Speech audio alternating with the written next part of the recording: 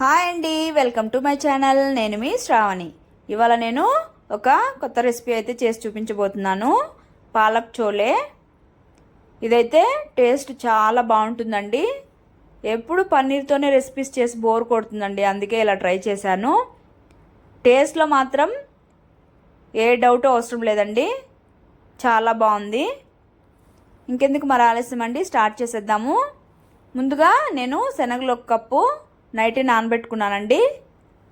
Morning prepare చేస్తున్నాను. ఇదైతే ఒక కుక్కర్ తీసుకొని అందులోకి చోలే అంతా వేసేసుకొని ఒక 1/2 కప్ అలాగ వాటర్ వేసుకొని కొద్దిగా సాల్ట్ వేసుకొని మూత పెట్టుకొని కుక్కరు స్టవ్ మీద పెట్టుకొని ఒక 4 విజిల్స్ అలాగ రానివ్వాలండి. ఇదైతే చాలా సాఫ్ట్గా ఉండాలి. తర్వాత స్టవ్ మీద పాన్ పెట్టుకొని ఇక్కడ పాలక్ నేను ఆల్రెడీ వాష్ చేసేసి పెట్టుకున్నాను. ఇది వేసేసుకొని మూత పెట్టుకొని బాయిల్ చేసుకోవాలి. ఇక్కడైతే విజిల్స్ కూడా వచ్చేసాయండి. ఇక్కడ పాలక్ కూడా కుక్ అయిపోయింది. ఇది తీసి పక్కన పెట్టుకొని చల్లారనివ్వాలి.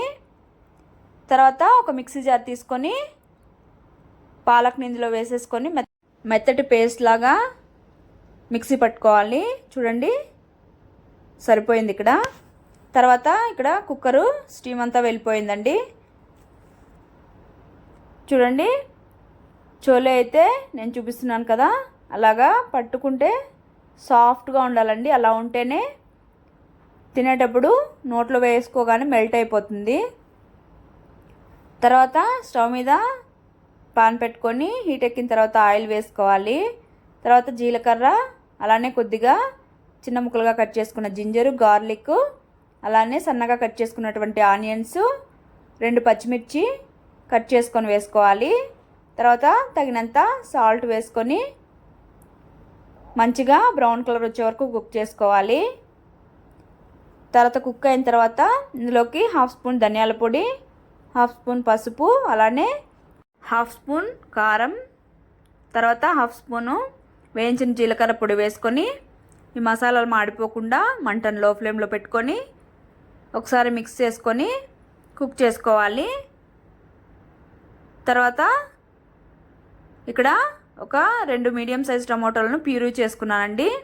ఆ ప్యూరీ వేసేసుకొని బాగా పచ్చివాసన పోయే వరకు ఒకసారి బాగా మిక్స్ చేసేసుకొని మూత పెట్టుకొని మీడియం ఫ్లేమ్లో కుక్ చేసుకోవాలి. చూడండి, ఇక్కడైతే కుక్ అయిపోయింది. ఆయిల్ కూడా బాగా సపరేట్ అయిపోయింది. తర్వాత ఇందులోకి మనము పేస్ట్ చేసుకున్న పాలక్ కూడా వేసేసుకొని ఒకసారి బాగా మిక్స్ చేసేసుకోవాలి. మిక్స్ చేసేసుకున్న తర్వాత ఇందులో చోలే కూడా వేసేసుకొని ఈ పాలకు టమాటో మొత్తం మసాలా అంతా బాగా చోలేకి పట్టే వరకు ఒకసారి మిక్స్ చేసేసుకొని ఒక 2 మినిట్స్ అలాగా మూత పెట్టుకొని కుక్ చేసేసుకోవాలి.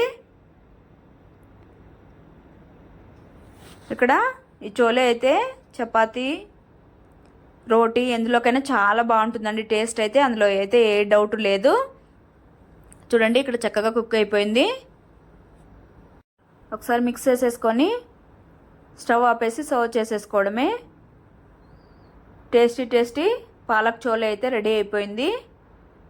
ఇంకెందుకండి ఆలస్యం, మీరు కూడా ట్రై చేసేసి మీకు ఎలా వచ్చిందో కామెంట్ సెక్షన్లో కామెంట్ చేయండి. నచ్చినట్టయితే ఒకవేళ సబ్స్క్రైబ్ చేసుకోండి please. Thank you for watching.